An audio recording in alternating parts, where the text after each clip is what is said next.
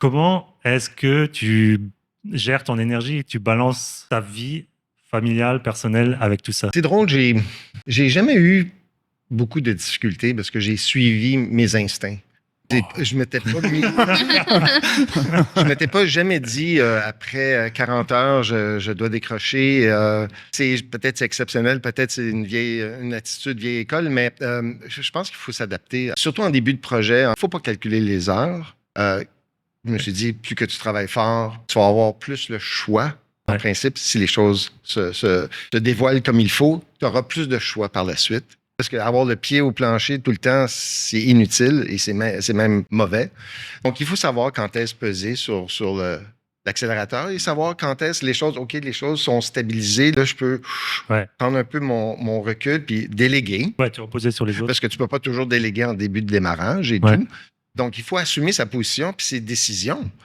Si tu décides de faire du démarrage, mais après 41 heures, tu t'en vas pas chez toi, là.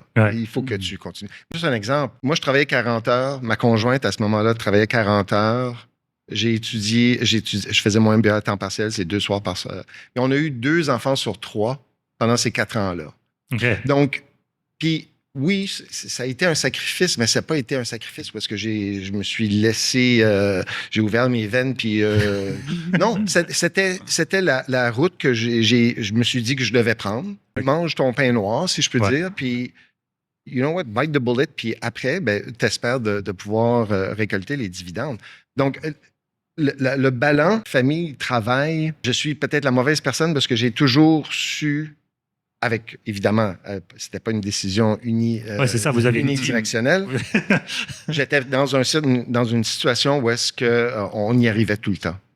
Et il n'y avait pas de malheureux puis un heureux, celui qui a sacrifié puis celui qui en bénéficie. Ça n'a jamais été dans ce contexte-là. Ça a été pour bâtir quelque chose de solide.